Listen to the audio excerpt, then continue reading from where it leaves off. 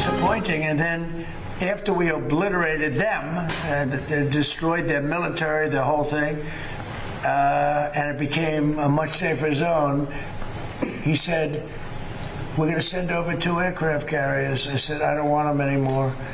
I don't want them after we win. I want them before we start. I don't need your aircraft carriers after we've already won. So, you know, those things are very disappointing. आबनाए Hormuz खुलवाने में मदद न देने पर Trump दुनिया से नाराज, किसी को ताना दिया, किसी को धमकी। ओवल ऑफिस में कहा कि हमने नेटो के दिफा पर अरबों डॉलर खर्च किए, हमारे दिफा के लिए वो मौजूद नहीं। बरतानवी वजीर आज़म ने उन्हें मायूस किया। जंग जीतने के बाद स्टारमर ने जंगी जहाज भेजने का ऐलान किया। बरतानवी वजीर आज़म को बताया कि जंग जीतने के बाद आपके तैयार बरदार जहाज़ों की ज़रूरत नहीं। चीन का दौरा करना चाहते हैं लेकिन अमेरिका में मौजूद रहना पड़ेगा। चीन का दौरा 1 महीने के लिए मुलतवी करने की दरख्वास्त की है। इससे पहले प्रेस कॉन्फ्रेंस में शिकवा किया कि 40 साल से आपकी हिफाजत कर रहे हैं और आप इस जंग में शामिल नहीं होना चाहते। कुछ ममालिक आबनाए हुर्मुज़ में मदद के लिए तैयार नहीं। हमने उन्हें खौफनाक बैरूनी खतरात से बचाया है और वो उतने पुरजोश नहीं। चीन, जापान, कोरिया और दीगर मुल्कों से फिर मदद मांग ली। कहा कि जिन मुल्कों का तेल हुर्मुज़ से जाता है वो आगे आएँ। ये भी कहा कि उनके ख्याल में ईरान के नए सुप्रीम लीडर भी जिंदा नहीं हैं। ईरान में मुज़ाकरात के काबिल कोई क़यादत मौजूद ही नहीं। क्या जंग इस हफ्ते ख़त्म हो जाएगी? इस सवाल पर ट्रंप ने कहा कि अभी कुछ नहीं बताया जा सकता, जंग जल्द ख़त्म हो जाएगी।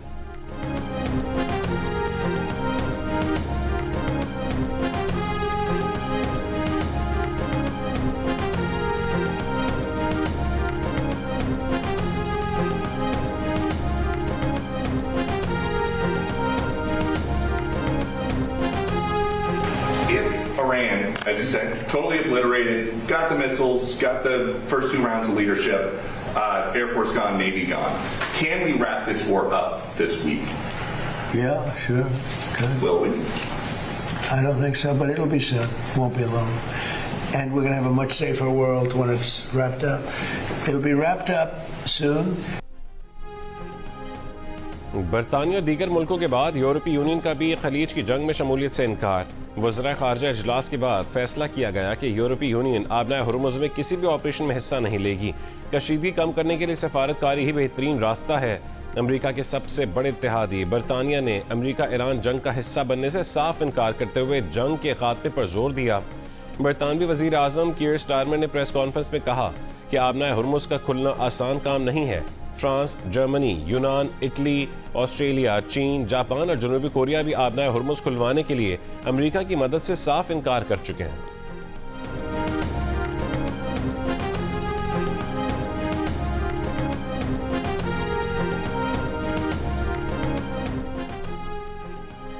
अमेरिका ने ईरान में ज़मीनी फ़ौज उतारी तो उसे एक और वियतनाम का सामना होगा। ईरानी नायब वज़ीर ख़ारजा सईद ख़तीबज़ादा ने खबरदार कर दिया। कहा कि ईरान जब तक ज़रूरत हो लड़ने के लिए तैयार है। ईरान फ़िलहाल सिफारती हल पर तवज्जो नहीं दे रहा। अमरीकी सदर डोनाल्ड ट्रंप ज़रा पढ़ें कि वियतनाम में क्या हुआ था। ऑपरेशन गज़ब लिल हक, पाक अफ़वाज के अफगानिस्तान में कामयाब फ़ज़ाई हमले। सिक्योरिटी ज़राए के मुताबिक पाक अफ़वाज ने 16 मार्च की शब काबुल और नंगरहार में अफगान तालिबान फ़ौजी तंसीबात को कामयाबी से निशाना बनाया। पाक अफ़वाज ने काबुल में 2 मकामात पर टेक्निकल सपोर्ट इंफ्रास्ट्रक्चर और एम्यूनेशन स्टोरेज को तबाह किया। वीडियो में फ़ज़ाई हमले के बाद धमाकों की वजह से बुलंद होते शोले देखे जा सकते हैं जो इस बात की तस्दीक करते हैं कि बारूद का बहुत बड़ा ज़ख़ीरा था। अफगान तालिबान के तर्जुमान का ड्रिग अस्पताल को निशाना बनाने का बयान मज़े का खेज़ है। नंगरहार में पाक अफ़वाज ने 4 मकामात पर अफगान तालिबान की मिलिट्री तंसीबात को निशाना बनाया। नंगरहार में मिलिट्री तंसीबात से मुल्का लॉजिस्टिक इंफ्रास्ट्रक्चर को तबाह किया गया। नंगरहार में फ़ज़ाई कार्रवाइयों में एम्यूनेशन और टेक्निकल इंफ्रास्ट्रक्चर को भी तबाह किया गया।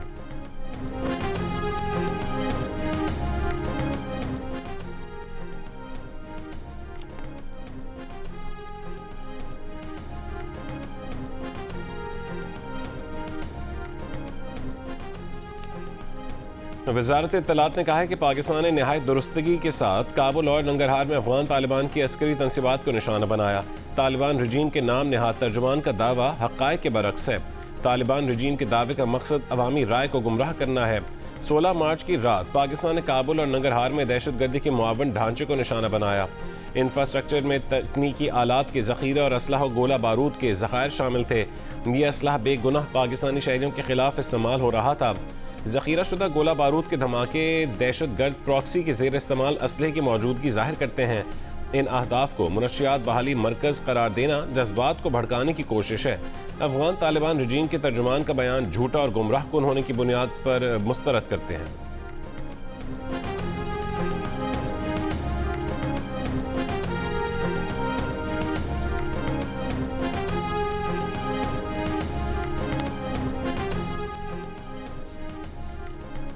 ईरान के जवाबी हमलों के दौरान खलीज में अमरीका की 17 तनसीबात को नुकसान पहुंचाया जा चुका। मुतादिद तनसीबात को एक से जायद बार निशाना बनाया गया। अमरीकी अखबार न्यूयॉर्क टाइम्स ने सैटेलाइट तस्वीर के जरिए तस्दीक कर दी। खित्ते में अमरीका की 22 फौजी तनसीबात में से 11 को ईरान निशाना बना चुका है। कुवैत में अमरीका के अली अल सालिम फौजी अड्डे को 1 मार्च को निशाना बनाया गया। उसी रोज़ सऊदी अरब में शहजादा सुल्तान एयरबेस और मुत्तहदा अरब अमारात में जबल अली पोर्ट निशाना बना। 1 मार्च को ही इराक में अरबिल एयरपोर्ट और बहरीन में अमरीकी बहरिया के 5वें बहरी बेड़े का हेड ऑफिस ईरानी हमले का निशाना बना। 2 मार्च को कुवैत के शुएबा पोर्ट पर हमला हुआ। 3 मार्च को मुत्तहदा अरब अमारात में अल जफर एयरबेस निशाने पर आया। 4 मार्च को उर्दन में मौफक सालती में अमरीकी रडार सिस्टम तबाह कर दिया गया।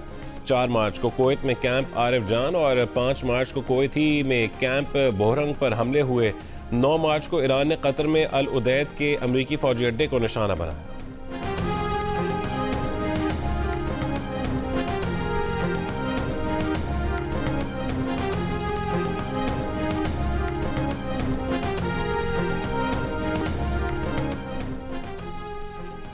खार्ग में तेल तनसीबात पर अमरीका जिस मुल्क से हमला करेगा उसकी तेल और गैस तनसीबात पर हमला किया जाएगा। ईरान ने खबरदार कर दिया। ईरानी पासदारान इनकलाब के इसराइली फ़ौज की जनूबी कमान और इसराइली असलहा कंपनी पर हमले। कतर में अल उदैद एयरबेस को भी निशाना बनाने का दावा। इराक के शहर अरबिल में मुसल्लह ऑपरेशन ग्रुपों के ठिकानों पर हमले। बगदाद में अमरीकी सफारत खाने पर ड्रोन और रॉकेटों से हमला। सऊदी वजारत दिफा का कहना है कि मशरक़ी इलाकों में 6 ड्रोन मार गिराए।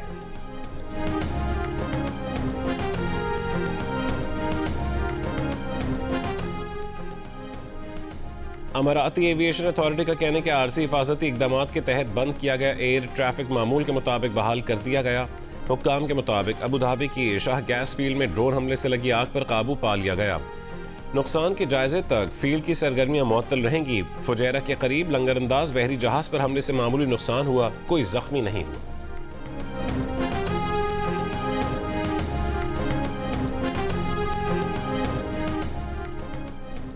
अमरीका और इसराइल के ईरान में तेहरान, हमदान और इस्फहान समेत मुतादिद शहरों में हमले।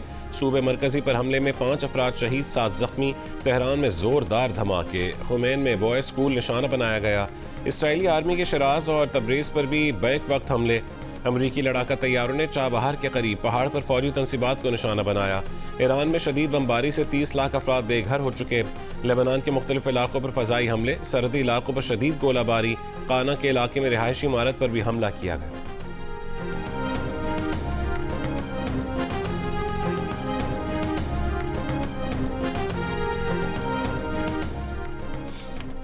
ईरान से जंग में मारे जाने वाले अमरीकियों की तादाद 13 हो चुकी। ईरान जंग में 200 अमरीकी फौजी जख्मी हुए। अमरीकी सेंटकॉम की तस्दीक। ईरानी बमबारी से 15 इसराइली भी मारे गए, जबकि 3,369 जख्मी हैं। मुत्तहदा अरब अमारात में 7 अफराद जान बहक और 145 जख्मी हुए। कुवैत में 6, ओमान में 3 और सऊदी अरब में 2 अफराद जान से गए। अमरीकी और इसराइली बमबारी से ईरान में शहुदा की तादाद 1500 से तजावुज़ कर गई।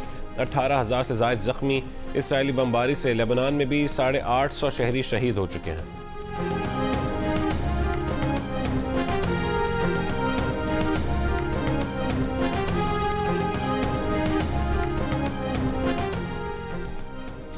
ईरानी हमले में इसराइल के मरकज में कई गाड़ियां तबाह हो गईं। इसराइली सरकारी मीडिया ने तबाहशुदा गाड़ियों की तस्वीर जारी कर दी।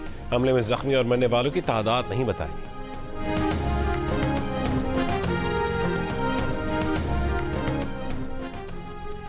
ईरान के वज़ीर ख़ारजा अब्बास अराग़ची ने मुश्किल वक्त में ईरान का साथ देने पर पाकिस्तान की हुकूमत और अवाम का खुसूसी शुक्रिया अदा किया। उन्होंने कहा है कि पाकिस्तान ने अमली तौर पर ईरानी हुकूमत और अवाम के साथ खड़े होने का मुज़ाहरा किया। सेहूनी जाहरियत के मुकाबले में पाकिस्तानी हुकूमत और अवाम की हिमायत पर ईरान तहे दिल से शुक्रगुजार है। उन्होंने पाकिस्तान की मुतवाज़िन ख़ारजा पॉलिसी और मुस्बत किरदार को भी सराहा।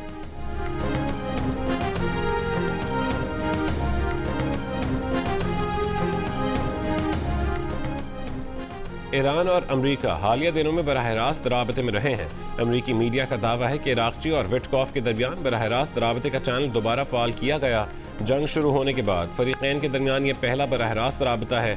ईरानी वज़ीर ख़ारजा ने रिपोर्ट की तरदीद कर दी, कहा कि विटकॉफ से आखिरी राबता जंग शुरू होने से पहले हुआ था।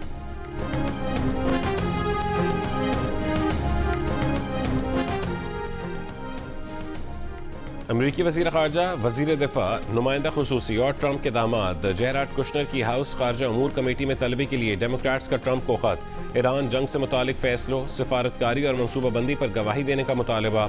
कहा कि कुशनर और विटकॉफ को ईरान से सिफारती इंगेजमेंट की जिम्मेदारी सौंपने की वजाहत की जाए। कुशनर और विटकॉफ सिफारती या कौमी सलामती के पस मंज़र की बजाय रियल इस्टेट इंडस्ट्री से ताल्लुक़ रखते हैं। ये मुज़ाकरात कैसे हुए, किस सिफारती हिकमत अमली ने इनकी रहनुमाई की, फौजी ताकत के इस्तेमाल से पहले क्या मनसूबाबंदी की गई। बार बार दरखास्तों के बावजूद इंतजामिया विटकॉफ और जेराड कुशनर को कांग्रेस के सामने पेश करने से इनकारी है। स्टीव विटकॉफ और जेराड कुशनर को हिदायत करें कि वो जल्द खारजा अमूर कमेटी में पेश हों। वजीर खारजा और वजीर जंग को भी हाउस कमेटी के सामने पेश होने की हिदायत करें, ताकि अमरीकी अवाम ईरान के हवाले से इंतजामिया की हिकमत अमली को बेहतर तौर पर समझ सके।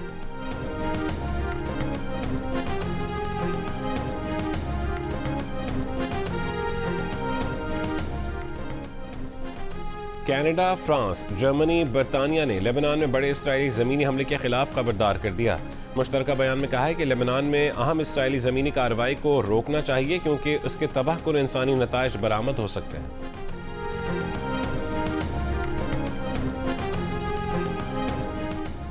आबनाए हुर्मुज़ से कुछ तेल बरदार जहाज गुजरने लगे। खबर एजेंसी के मुताबिक आलमी मार्केट में ब्रेंट खाम तेल की कीमत में 3% तक कमी। ब्रेंट खाम तेल की कीमत $100 फी बैरल हो गई।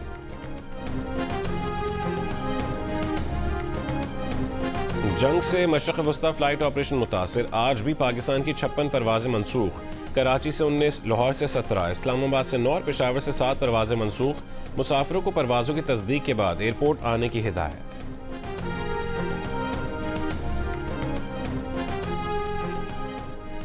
इस्राएली वज़ीर आज़म बिन्यामिन नेतन्याहू ने अपनी तीसरी मुबैना वीडियो जारी कर दी। नई वीडियो किसी तफरीही मकाम की है। नेतन्याहू ने इतवार को अपनी कॉफ़ी पीते हुए वीडियो जारी की थी। वीडियोस का इजरा सोशल मीडिया पर फैली उन खबरों के जवाब में है कि नेतन्याहू शायद ईरानी हमले का निशाना बन चुके हैं।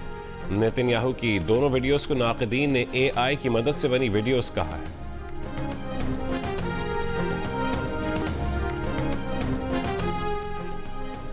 वज़ीर आज़म शहबाज शरीफ का कहना है कि मुल्क में पेट्रोलियम मसनूआत की मुनासिब मिकदार मौजूद है। बर वक्त बनाई गई कमेटी के फैसलों की बदौलत अवाम के लिए तेल की मुसलसल फराहमी मुमकिन हुई। अवाम को रिलीफ देने के मजीद इकदाम पर मुशावरत जारी है। इजलास में कहा कि कौमी सतह पर किफ़ायत शआरी और बचत के लिए इकदाम का नफाज हो चुका। किफ़ायत शआरी मुहिम पर अमल दरामद की निगरानी का टास्क IB को दे दिया गया। नोटिफिकेशन जारी। रमज़ान के आखिरी अशरे की चौथी ताक रात में शब कदर की तलाश। मसाजिद और इमाम बारगाहों में खुसूसी इबादात, खत्मुल कुरान, दुआएं और इस्तग़फ़ार। लाहौर की बादशाही मस्जिद में मौलाना अब्दुल कबीर आज़ाद ने दुआ करवाई। सूबाई वज़ीर औक़ाफ़ व मज़हबी उमूर शाफ़े हुसैन की भी शिरकत।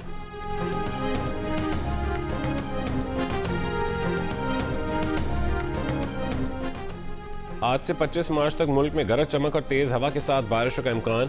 NDMA ने अलर्ट जारी कर दिया। कहा कि इस्लामाबाद, पंजाब, KP, गिलगित बल्तिस्तान और आज़ाद कश्मीर के मुख्तलिफ इलाकों में बारिश का इम्कान है।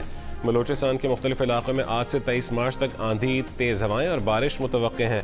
कराची, हैदराबाद, सक्खर, लाड़काना, जैकबाबाद और दादू में भी कहीं कहीं बारिश हो सकती है। सूबाई और ज़िली इदारे अलर्ट रहें।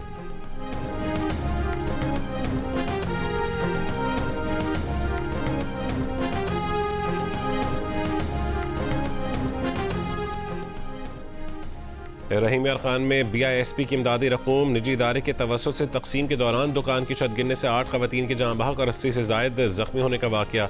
इमदादी इदारे की मुद्दत में थाना एयरपोर्ट में मुकदमा दर्ज। निजी इदारे के रिटेलर डिवाइस एजेंट समेत 5 अफराद नामजद। मुल्ज़िमान की गिरफ्तारी के लिए छापे। लोगों ने शिकायत की कि 2000 रुपये की कटौती के लिए एजेंट खवातीन को छत पर ले गया था। बालाई मंजिल पर खवातीन की बड़ी तादाद जमा होने से छत गिर गई। वाक़े पर सदर जरदारी का इजहार अफसोस। हुक्काम को वाक़े की रिपोर्ट पेश करने की हिदायत।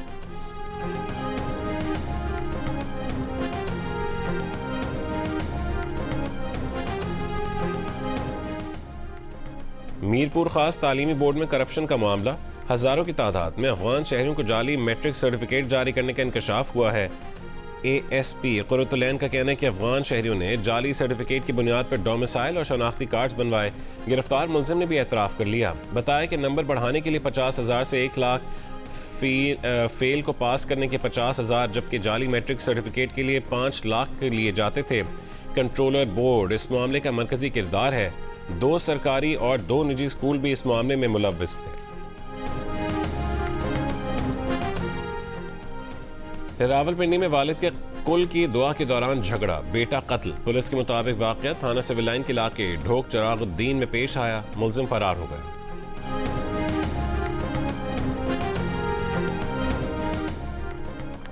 मीरपुर खास के इलाके कोट गुलाम मोहम्मद के इलाके से 11 साल की लड़की के अगवा का मुकदमा दर्ज। मुकदमा वालिद की मुद्दत में 4 अफराद के खिलाफ दर्ज किया गया। FIR में वालिद ने इल्ज़ाम लगाया कि बेटी वापस मांगने पर उसे जान से मारने की धमकियां दी गई।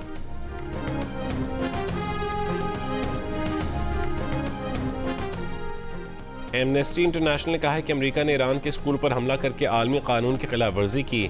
दिलखराश बात है कि बच्चों से भरे क्लासरूम्स कत्लगाह बन गए। अगर स्कूल की मालूमात नहीं थी तो ये बड़ी इंटेलिजेंस नाकामी है। स्कूल हमले में मुलव्वस अफराद को इंसाफ के कटहरे में लाया जाए।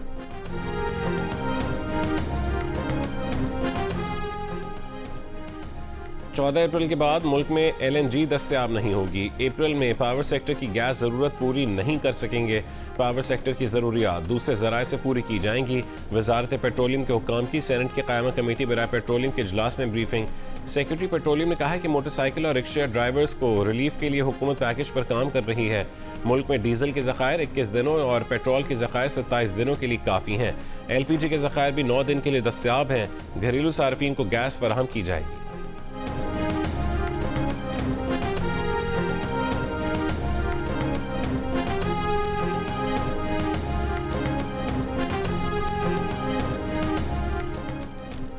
ईंधन की दस्तयाबी के हवाले से मुल्क की पोजीशन तसल्ली बख्श है। मार्च की ज़रूरत मुकम्मल तौर पर महफूज कर ली गई है। अप्रैल के लिए भी फराहमी यकीनी बनाने की मनसूबाबंदी की जा चुकी है। वज़ीर ख़जाना की ज़ेर सदारत पेट्रोलियम की निगरानी से मुतालिक कायम काबीना कमेटी को ब्रीफिंग। इजलास को बताया गया कि आलमी मंडी से सप्लाई के मज़ीद ज़राए तलाश किए जा रहे हैं। वफाकी वज़ीर ख़जाना ने कहा है कि घबराहट में ख़रीदारी या गैर ज़रूरी ज़ख़ीरा अंदोज़ी की कोई ज़रूरत नहीं है।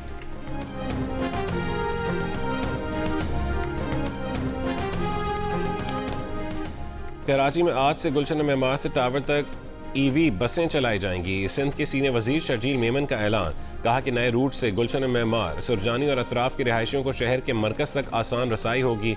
मुस्तकबिल में EV बस सर्विस के मज़ीद रूट्स भी मुतारिफ करवाएंगे।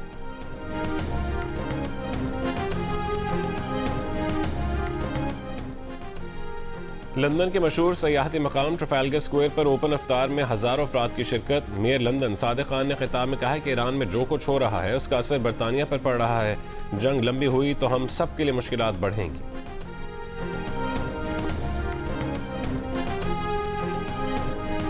आपको पता है आजकल कितनी ट्रेंडिंग है। घर में बहन भी और भी जितने कलीग वगैरह दोस्त वगैरह हैं सब डिमांड करें कि हमें भी लेके दें, ये करें। ऑब्वियसली ईद है तो उनको गिफ्ट करनी है, ईदी वगैरह भी देनी है। बड़ा परेशान है, इतनी महंगी हुई हुई हैं चीज़ें, ब्लैक में मिल रही हैं, कहीं से मिल भी नहीं रही हैं। और फर्शी शलवार का फैशन हुआ पुराना। इस मीठी ईद पर कश्मीरी चूड़ियों की डिमांड। इस्लामाबाद के पौश इलाकों में कश्मीरी चूड़ियों की कीमत 2000 रुपये तक जा पहुंची।